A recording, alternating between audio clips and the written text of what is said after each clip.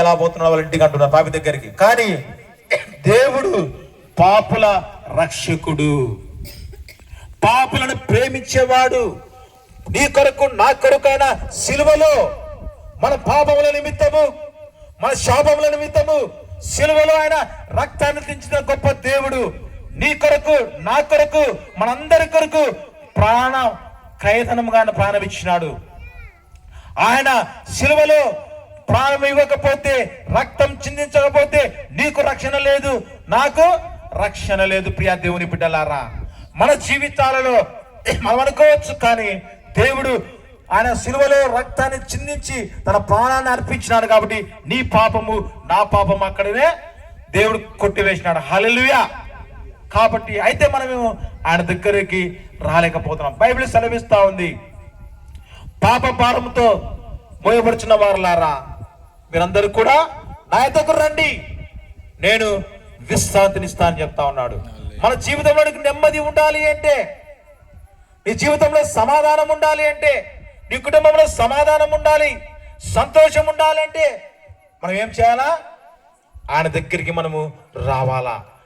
జక్కయ్య తన జీవితాన్ని మార్చుకున్న దేవుడు మనం ఎందుకు మార్చుకోకూడదు? మన హృదయం ఎందుకు మార్చుకోకూడదు? కాబట్టి ప్రియా దేవుని బిడ్డలారా, మనం ఎంత కాలము కూడా ఈ లోకంలో మనము ఉండవచ్చు, కానీ మన జీవితంలో మనము మార్పు చెందకపోతే మనము ఈరోజు బైబిల్ సెలవిచ్చినట్టుగా సామెతల గ్రంథం ఒక మాట చూడండి, 10వ అధ్యాయము 22వ వచనం చదువుకుందాం. చివరిగా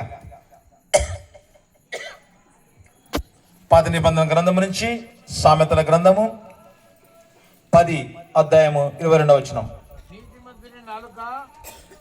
10:22 10వ అధ్యాయం. యెహోవా ఆశీర్వాదము ఐశ్వర్యం ఇచ్చును, నరుల కష్టము చేత ఆ ఆశీర్వాదం ఏమట ఎక్కువ కాదంట. నువ్వు ఆశీర్వాదం పొందలేకపోతున్నావు అంటే, నేను దేవుడు నిన్ను ఆశీర్వదించబడాలి అంటే, చాలా మంది అనుకుంటా ఉంటారు, అయ్యా నేను సంపాదిస్తా ఉన్నాను, కష్టపడి కూలి పని చేస్తా ఉన్నాను, వ్యాపారం చేస్తా ఉన్నాను, వ్యవసాయం చేస్తున్నాను, ఉద్యోగం చేస్తా ఉన్నాను, కానీ నా యొక్క డబ్బులు నిలవడం లేదు, మా కుటుంబంలో అభివృద్ధి జరగడం లేదు, మా యొక్క పిల్లలు బాగా డెవలప్ కావడం లేదు, మా పిల్లలు ముందుకు వెళ్ళడం లేదు అనుకుంటా ఉంటాం. కానీ నీవు ఆశీర్వదించబడాలి అంటే యెహోవా ఆశీర్వాదము ఐశ్వర్యం ఇస్తుంది. హల్లెలూయా. బైబిల్ సెలవిచ్చినట్టుగా బుద్ధి, జ్ఞానము, ఐశ్వర్యము, సర్వ సంపదలు ఎవరెందు ఉన్నాయి? యేసయ్య యందు గుప్తములైన వాక్యం సెలవిస్తా ఉంది. నువ్వు ఆశీర్వదించబడాలి. దావీదు మహారాజు చెప్తాడు, ఆయన ఇచ్చే ఆశీర్వాదం ఎలా ఉంటుందట? ఎన్నటన్నిటికీ ఆశీర్వాదము. నువ్వు ఆశీర్వదించబడాలి నీ జీవితం, కుటుంబం అంతా. అంటే మనం ఏం చేయాలా? జక్కయ్య పిలిచిన దేవుడిని ఈరోజు పిలుస్తా ఉన్నాడు. మన జీవితాన్ని మనము మార్చుకోవాలా. చాలా మంది మా జమలమడుగు ప్రాంతంలో మన క్రైస్తవులే భార్యాభర్తలు ఇద్దరు కూడా 2 లక్షల జీతం ఒక్కొక్కరికి. నేను ఎందుకు చెప్తాను అంటే, దేవుని ఆశీర్వాదం లేకపోతే ఎలా ఉంటుందో, ఇండ్లు కూడా అమ్ముకొని లాస్ట్ రిటైన్ అయిన గుళ్ళ ఊళ్ళు ఇచ్చిపోయిన వాళ్ళు 5-6 కుటుంబాలు ఉన్నాయి మన క్రైస్తవులే. కారణం చెడు అలవాట్లకు బానిసైపోయి ఆన్లైన్ క్రికెట్ బెట్టింగ్స్, మటక, తర్వాత రకరకాలు త్రాగుడుకు ఎంతమంది బానిసైపోయి రిటైర్డ్ అయ్యి 20 లక్షలు 50 లక్షలు వచ్చినా కూడా ఇండ్లు కూడా అమ్ముకొని వెళ్ళిపోయారు. కారణం ఏంటంటే, వాళ్ళకైతే దేవుడైతే ఆశీర్వదించబడినారు, కానీ వాళ్ళు అనుకుంటా ఉన్నారు మేము మమ్మల్ని ఆశీర్వదించి, కానీ దేవుని ఆశీర్వాదం లేకపోయింది, పతనం అయిపోయినారు. హల్లెలూయా. నువ్వు సంపాదించినది నీకు నిలబడాలి అంటే, నీ కష్టార్జితంలో నువ్వు అభివృద్ధి జరగాలి అంటే, నువ్వు చేసే వ్యవసాయంలో నువ్వు అభివృద్ధి చెందాలి అంటే, దేవుడి రోజు నీతో మాట్లాడుతా ఉన్నాడు. జక్కయ్యని పిలిచిన దేవుడిని పిలుస్తా ఉన్నాడు. యెహోవా ఆశీర్వాదం నువ్వు ఐశ్వర్యం పొందుకోవాలి అంటే, జక్కయ్య వచ్చిన రక్షణ నీ కుటుంబానికి దేవుడు ఈరోజు ఇస్తానని చెప్తా ఉన్నాడు. ప్రియా సంగమా, సహోదరి సహోదరులారా, మన జీవితంలో ఆశీర్వాదము, ఆయన ఆశీర్వాదం ఎలా ఉంటుంది?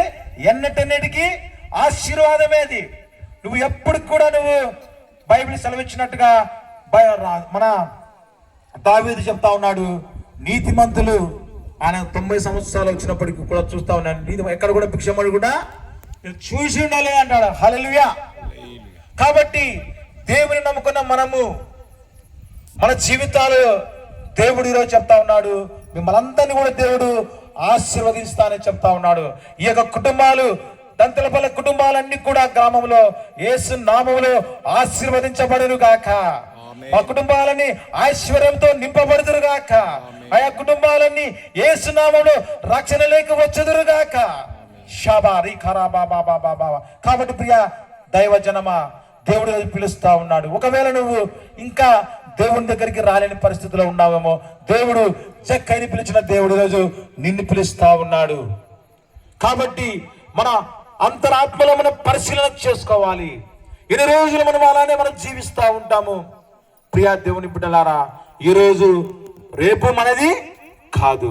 కరోనా సమయంలో చూసినారు, పెద్ద పెద్ద వాళ్ళు కూడా మరణించినారు. మా ఏరియాలో అయితే కోట్లు పడగలెత్తిన వాళ్ళు. కారణం ఏంటంటే ఈరోజు నీవు నేను బ్రతికి ఉన్నామంటే ఆయన ఆశీర్వాదం మాత్రమే. హల్లెలూయా.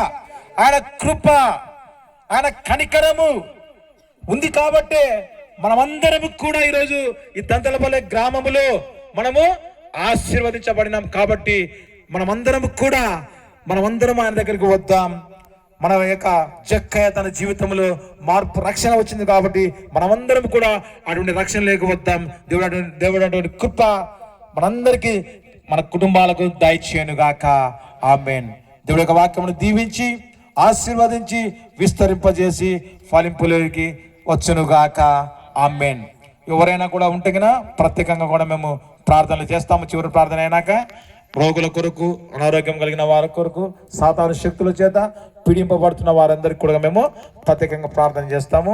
అదేవిధంగా ఈరోజు మాకు ఈ యొక్క అవకాశం ఇచ్చినటువంటి సంఘ పెద్దలైనటువంటి జోసెఫ్ అన్నకు, అలాగే ఆనందన్నకు, అలాగే యాకోబన్నకు, విజయరావు, వీళ్ళందరూ కూడా సంఘ పెద్దలందరికీ కూడా మా యొక్క మినిస్ట్రీస్ తరఫున ప్రత్యేకమైన ధన్యవాదాలు తెలియజేస్తున్నాము. అలాగే ఈరోజు మాకు మంచి భోజనం ఏర్పాటు చేసినటువంటి చాటకొండు ఆనందన్న కుటుంబానికి కూడా మా యొక్క మినిస్ట్రీ తరఫున ప్రత్యేకమైన వందనాలు తెలియజేస్తా ఉన్నాము. ఆనందన్న కొరకు ఒకరు వచ్చి ప్రార్థన చేయండి, ఆ కుటుంబం కొరకు.